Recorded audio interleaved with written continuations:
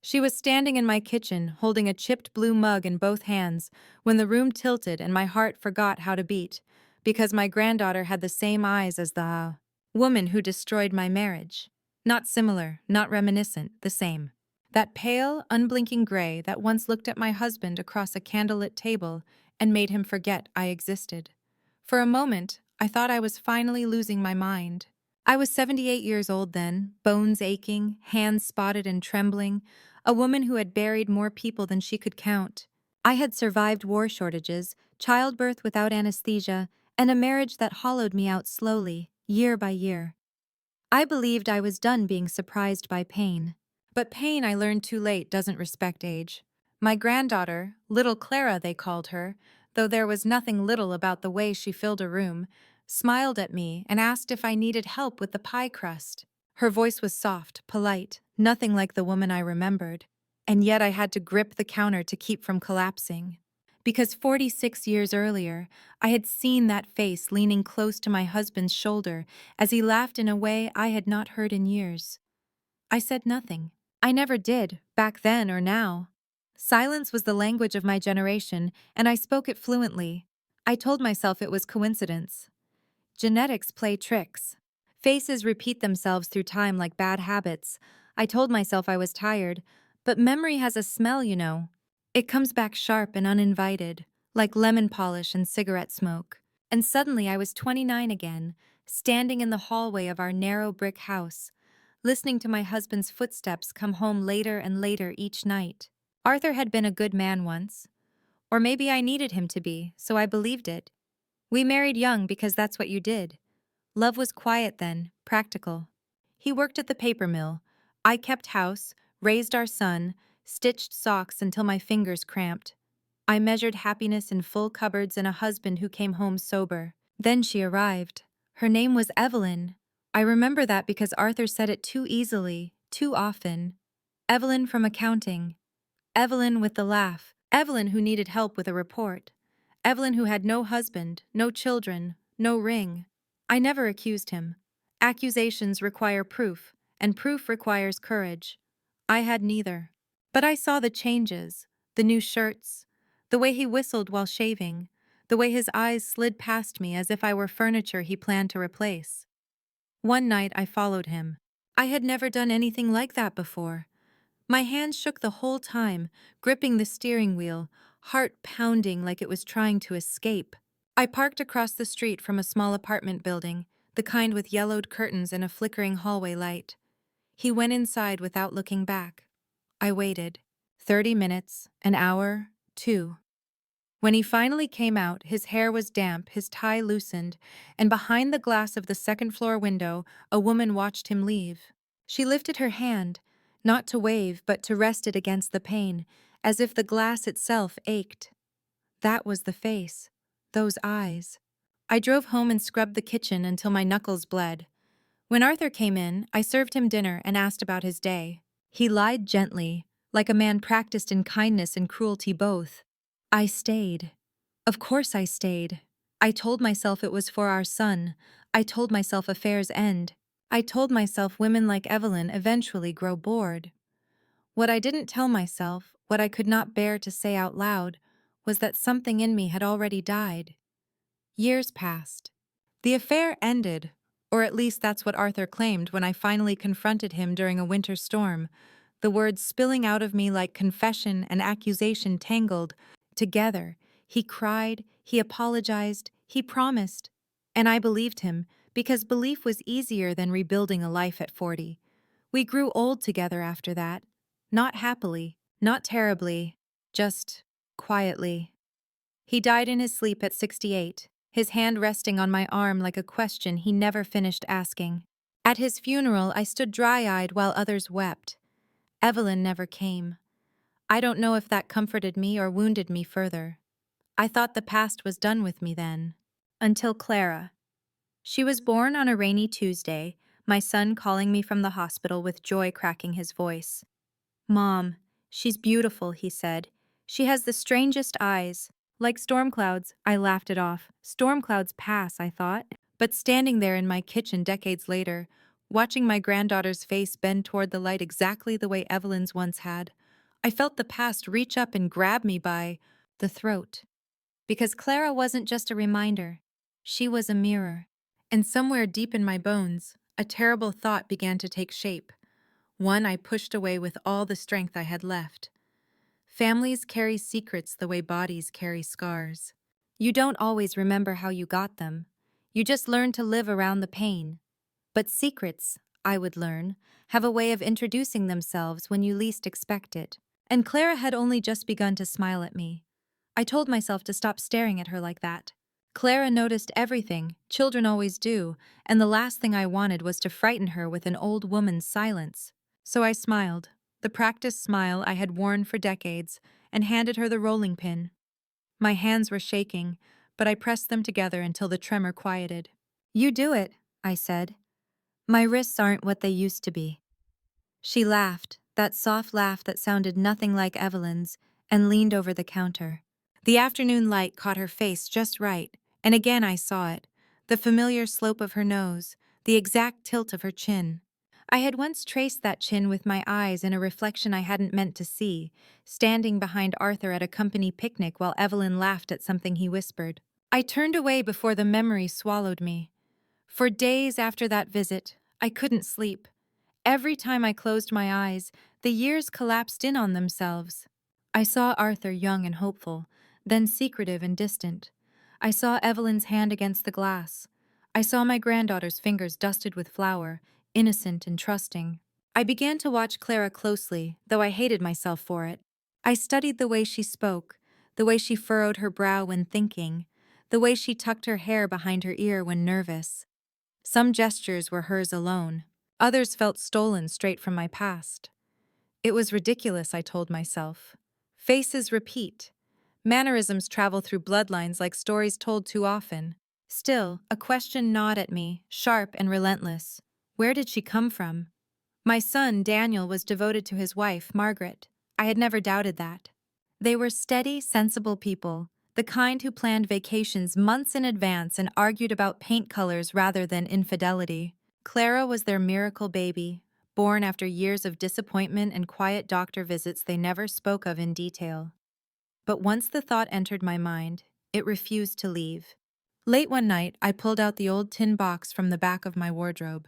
I hadn't opened it in years. Inside were photographs curled at the edges, letters yellowed with time, and one envelope I had never had the courage to destroy.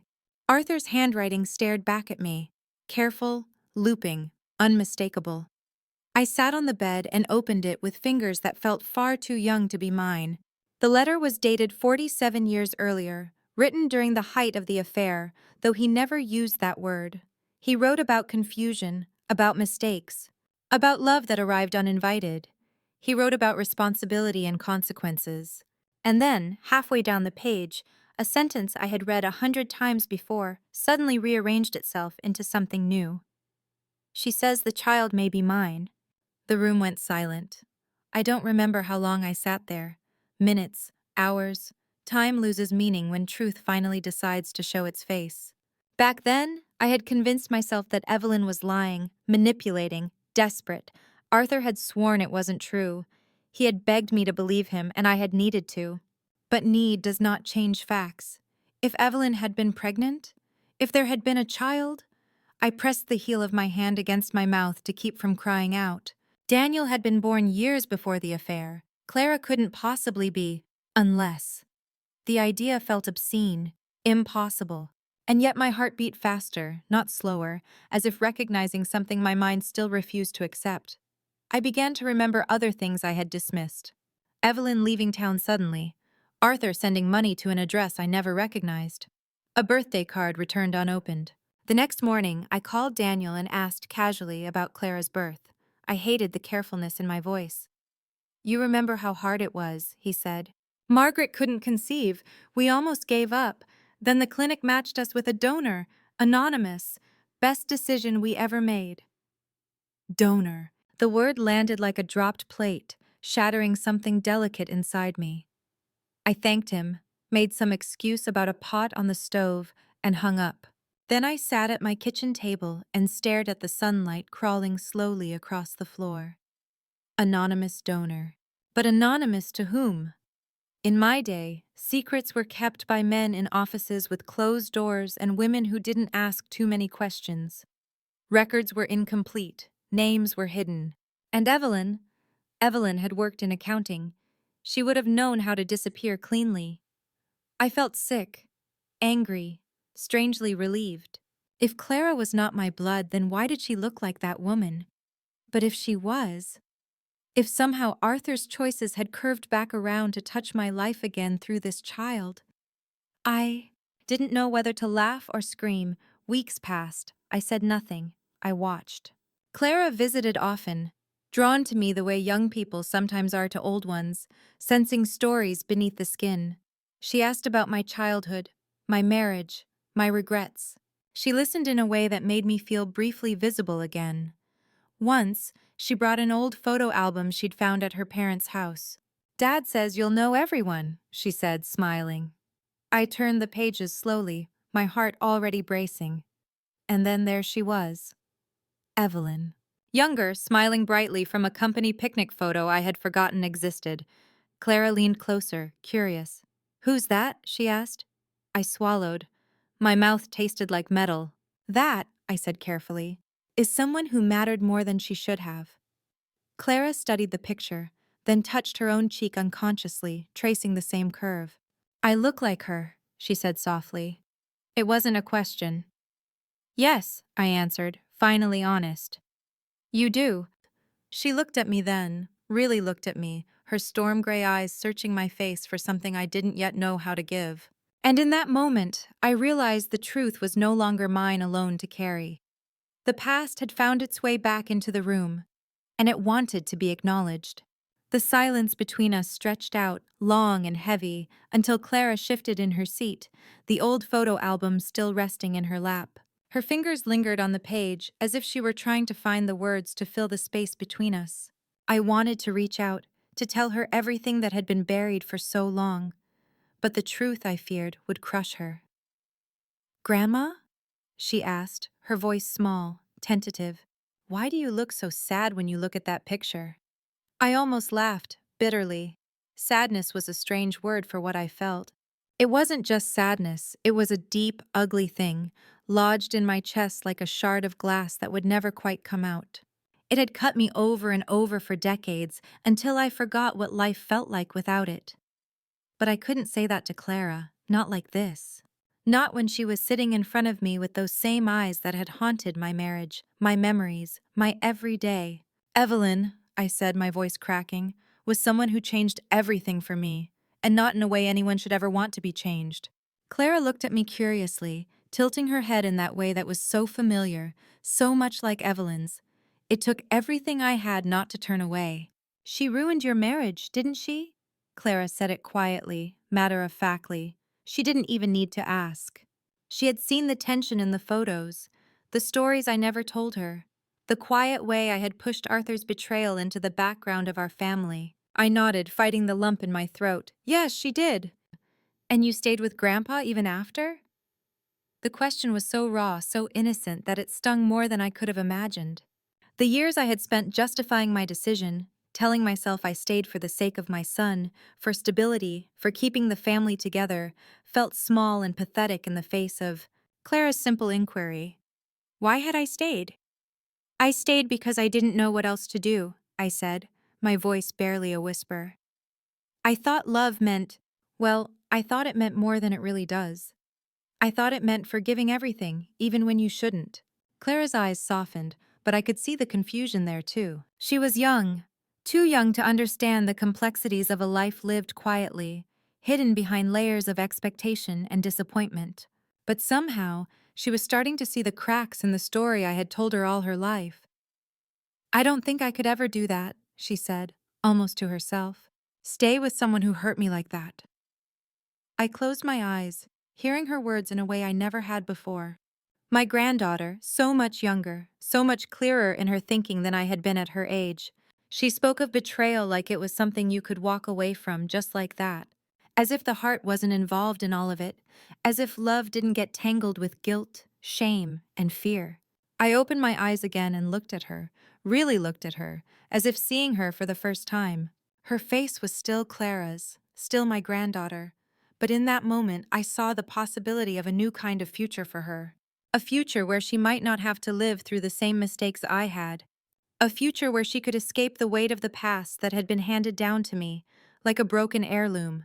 But the truth was, I couldn't protect her from everything. And there was no escaping the twisted knot of fate that had tied her to the very woman who had been the cause of all my sorrow. "Clara," I said, the words finally escaping me, "there's something I need to tell you." She blinked, her eyes widening slightly. She could sense the gravity in my tone, the change in the air. I felt the ground shift beneath me, as if everything that had been held inside me for so long was finally rising to the surface, and I wasn't sure if I was ready to face it. "You're not just like her," I said, my voice trembling. "You're also part of her."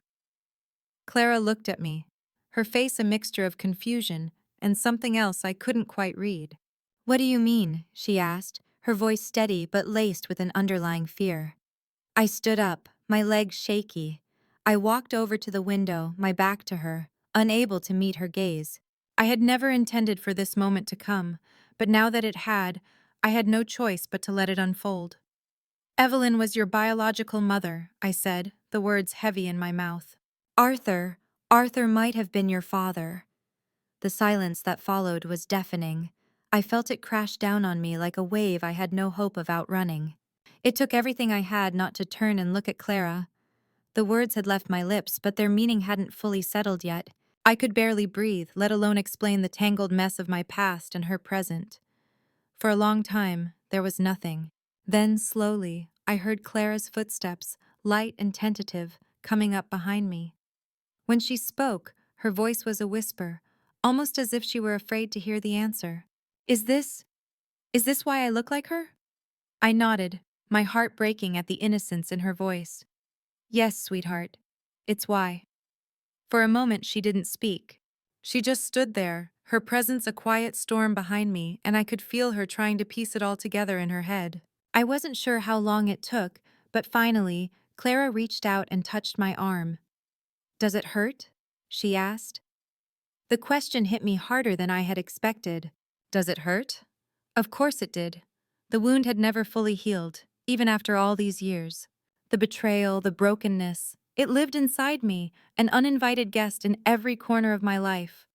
But I hadn't known how to express that pain, how to put it into words. But Clara had asked me, and for the first time in a long time, I didn't feel the need to protect her from it. "Yes," I whispered, my voice raw. "It hurts. But you don't have to carry it. You don't have to let it become part of you, Clara. You have your own path to walk." I turned to face her then, and I saw the uncertainty in her eyes. She was trying to understand something that had never been explained to her.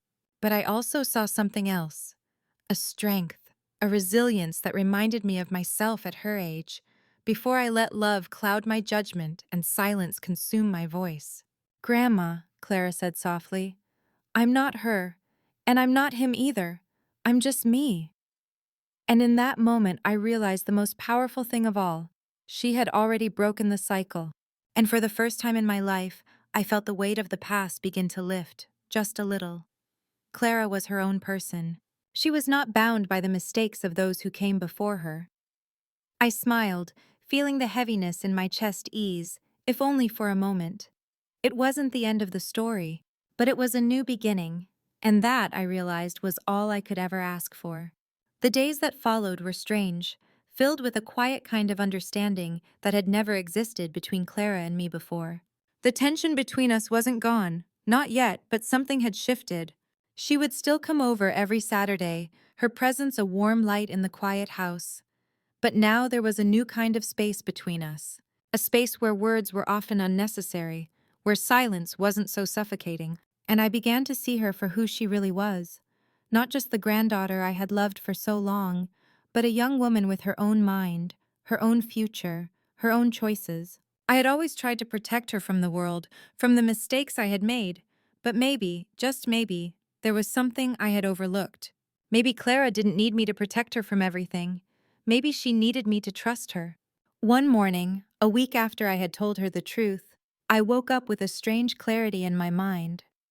I couldn't go on carrying the past the way I had. The shame, the guilt, the unspoken truth. It had been mine for so long, but it wasn't mine to keep any longer. I picked up the phone and dialed the number I had avoided for nearly 5 decades. It rang 3 times before she answered. Evelyn. Hello? Her voice, aged and yet unmistakably the same, came through the receiver. I couldn't remember the last time I had heard it, and hearing it now was like a slap to the face. Evelyn, I said, my voice thick with 100 years of unsaid things. It's me, Margaret. There was a long pause, the kind that fills a room with the weight of the past, and then I heard her sigh, soft and resigned. Margaret, I never expected you to call, she said, her voice a mixture of caution and something darker. What do you want? I didn't know how to answer that at first. What did I want? After all these years, what could I possibly want from the woman who had almost destroyed everything? The woman who had taken more from me than I ever thought I could bear? I want to know the truth, I said. I need to know the truth about Clara. I have to understand. If she's your daughter, then why did you— No, Evelyn cut me off sharply. Clara is not my daughter, Margaret. She's not. The words hit me like a punch to the stomach. I had expected something, anything, but not this. My breath caught in my throat, and for a moment, I wondered if I had heard her wrong. My mind spun, grasping at what she had just said, trying to make sense of it. Not your daughter? I repeated, my voice trembling. But what do you mean? I've seen the resemblance. I thought— Evelyn's laugh came through the line, hollow and bitter. No, Margaret, Clara is not mine. She's Arthur's daughter. I froze. The world seemed to stop spinning and all the breath left my body. Arthur's daughter. Not hers, but Arthur's. Clara is my granddaughter, Evelyn, I said, my voice barely above a whisper. I've raised her. She's my blood. Evelyn didn't answer immediately. I could hear the sound of her breathing on the other end of the line, long and measured, as if she were trying to decide how much of the truth she should reveal. Arthur, she began slowly, he never told you, did he? He never told you about the mistake he made when we— She stopped herself and the line went silent again. My heart began to race, blood pulsing in my ears, and I could feel the ground shifting beneath me once more. Arthur knew, I said quietly, the realization dawning on me with the weight of 100 years of regret. He knew about Clara. He knew everything. Evelyn sighed deeply, the sound thick with years of regret and sorrow. He knew, Margaret. He knew before you did. He didn't want to hurt you, and he didn't want to ruin the life you had built together. So he lied. He hid it.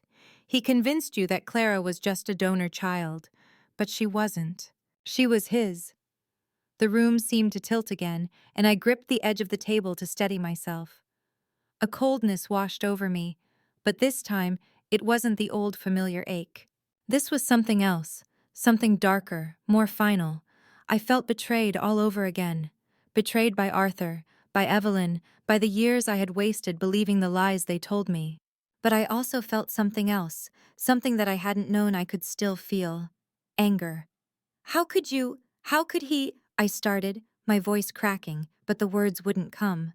I didn't want to hurt you, Margaret, Evelyn said softly, her voice breaking. And Arthur didn't either. But the truth was too big to carry, and I couldn't keep it inside anymore. Not after everything that's happened. Why tell me now? I asked, my heart heavy with the weight of it all. Why not years ago? Why not when Clara was born? Because I thought you were better off not knowing, she replied. I thought you would be able to move on with your life, let Clara have the life she deserved. I thought I was doing the right thing by staying away. For a moment, I didn't speak. The silence between us was thick, suffocating. I had spent so many years holding on to a version of the past that was a lie. I had raised Clara with love and devotion, and now I was being told that everything I believed about her, everything, was wrong. I don't know what to say, I finally whispered. I don't know what to do with all this, Evelyn. I know, she said quietly. I never expected you to forgive me. I never expected anything. I just thought, after all these years, you deserved to know. I let out a long breath, the weight of it all pressing down on me like a mountain. I wanted to scream, to lash out, to demand answers, but I didn't. Instead, I just closed my eyes and let the truth settle into me like sand in a jar, slowly, inevitably. "I'll tell her," I said finally, the words tasting bitter on my tongue. "I'll tell Clara the truth." "Be gentle with her," Evelyn said, her voice barely above a whisper. "She deserves that." "I will," I promised. And with that, I hung up the phone, the silence in the room pressing in around me like 1,000 unspoken words. I didn't know what the future would hold, or what Clara would think when I finally told her everything. But for the first time in my life, I felt a strange kind of peace, even amid the storm. The truth, I realized, was the only thing that could truly set us free. The following days passed in a blur of uncertainty, a strange quiet in my home that felt both suffocating and freeing. I spent more time in the kitchen than I had in years, baking pies, brewing tea, anything to keep my hands busy, to keep my mind from wandering back to that phone call with Evelyn. The truth had been unleashed, but I wasn't sure if I was ready to face it, let alone share it with Clara. Clara came over as usual, her smile bright, her presence like a sunbeam in my otherwise dim house. She asked me about the pie crust, about my gardening, about the flowers outside, anything to keep the conversation light, as if nothing had changed. I felt the weight of the secret in my chest, heavy and unspoken between us. I couldn't look at her without seeing Evelyn's eyes, those stormy gray eyes that haunted my every thought. But Clara didn't seem to notice. She was just herself, so full of life, so full of promise. But it was getting harder to pretend that everything was okay. I'd been avoiding the conversation for days, but I knew it had to happen. The truth couldn't stay buried forever.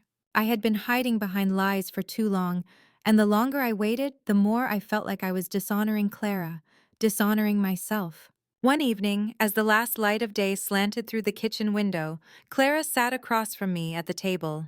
She was holding a mug of tea, swirling it slowly, her eyes thoughtful but not probing. I knew she could sense something was off, but she didn't push me. Not yet. "Grandma," she said after a long pause, her voice tentative, "you've been acting kind of distant lately. Is everything okay?" The question struck me like a blow to the chest. I had been avoiding her, avoiding the truth, and now the moment was here. It wasn't enough to let the days drag on, not without saying anything. I had to face her. I had to face the years of silence. "Clara," I started, my voice trembling slightly, "there's something I need to tell you. Something I should have told you a long time ago." She sat up straighter, her attention focused on me completely, her expression curious but still unaware of the storm coming. I felt the familiar lump in my throat, but I couldn't back out now. The truth was too big, too important. "I know I haven't always been honest with you, sweetheart," I continued, my hands pressed flat on the table to keep from shaking. "And I know you must have felt something was off. You were right to feel that way.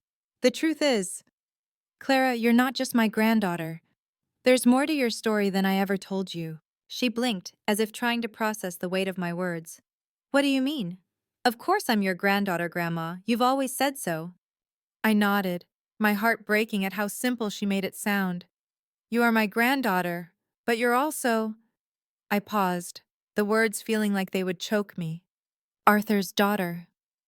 Clara's face froze, confusion creeping into her eyes. "What? But I thought my parents were—" "Your mother was Evelyn," I said, the words heavy between us. "Arthur. Arthur was her partner long before he was yours, before I even met him. He had an affair with her, Clara. And you were born from that affair." The silence that followed was so thick I could almost taste it. Clara stared at me, her eyes wide, disbelief flickering in her gaze. I don't understand," she said softly, almost like she was speaking to herself.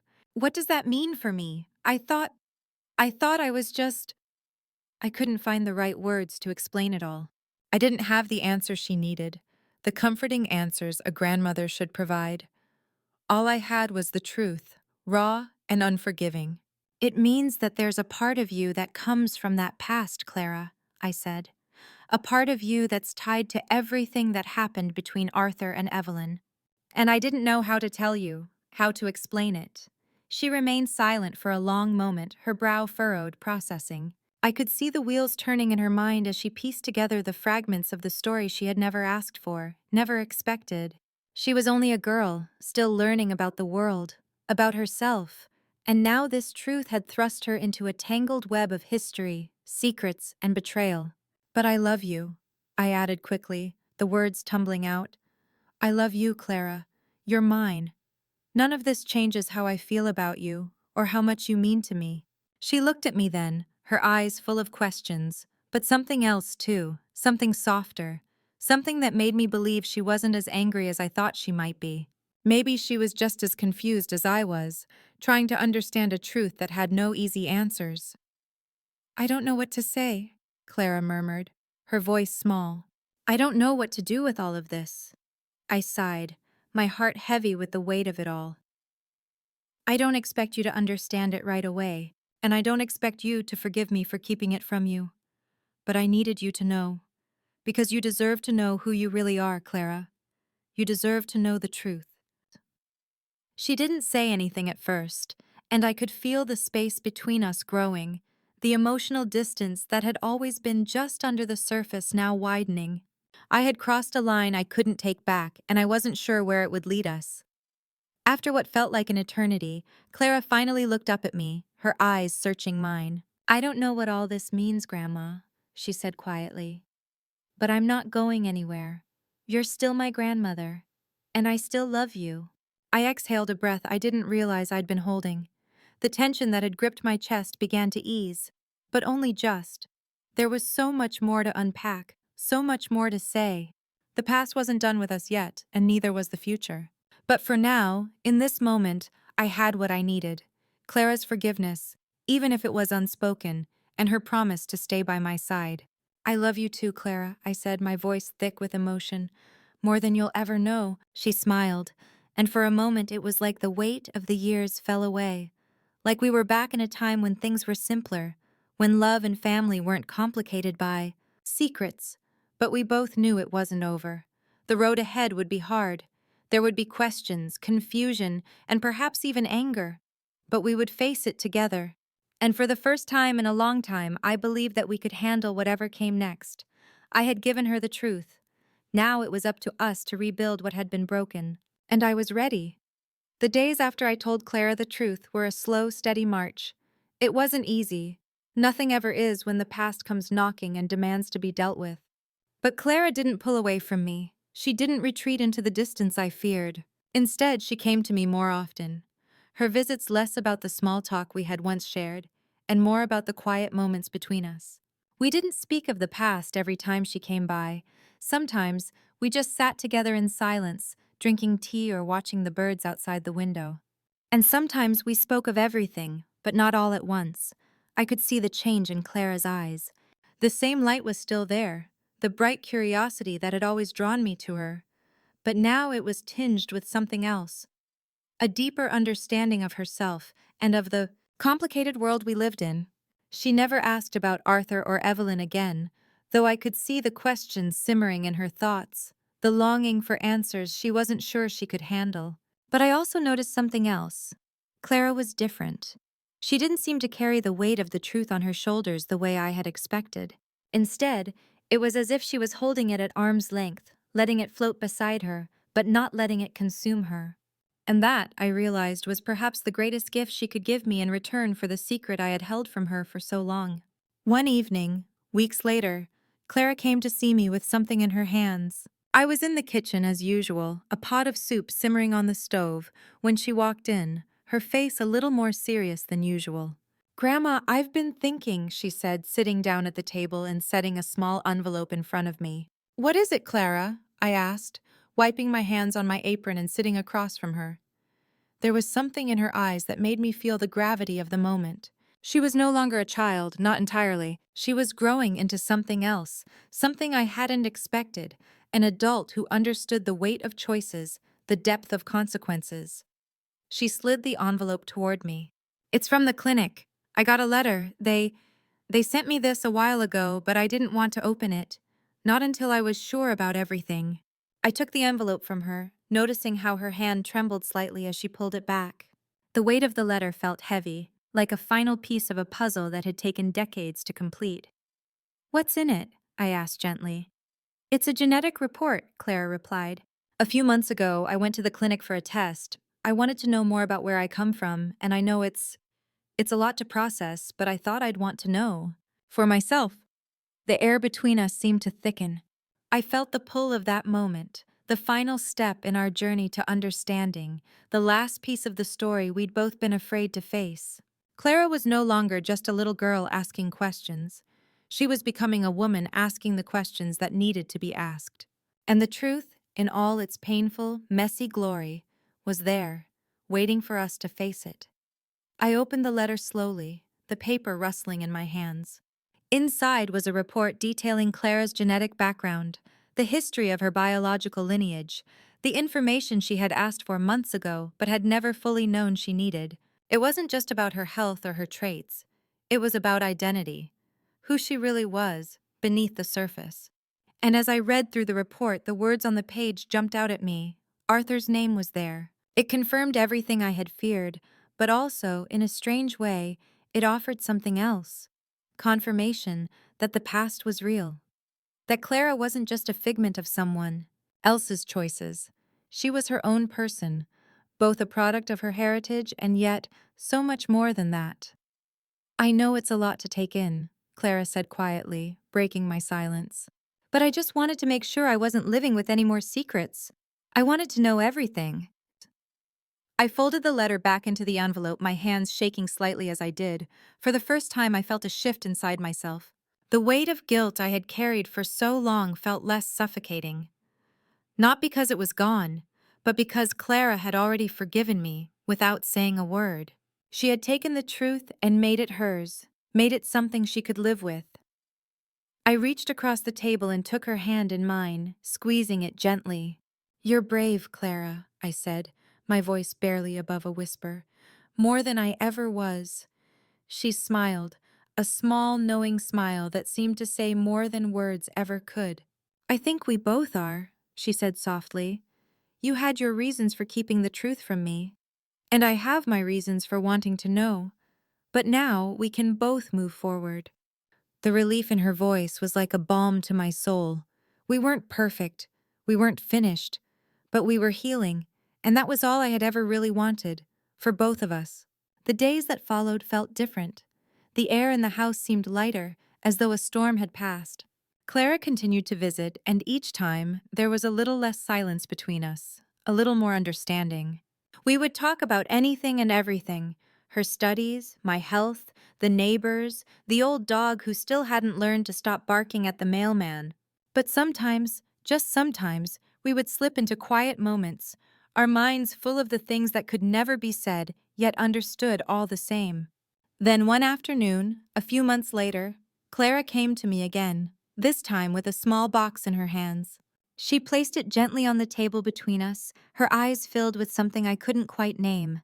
"I've been thinking about this," she said, her voice softer now, more reflective. "I think it's time. I want you to have it." I opened the box slowly, my hands trembling, and inside was a silver locket, small and delicate. I recognized it immediately. It was the locket I had once worn many years ago, in another life, another time when the world had felt simpler. I had kept it hidden for so long, tucked away with the memories I couldn't bear to face. And now Clara, my granddaughter, was offering it to me. "It's yours, Grandma," she said. "It's always been yours.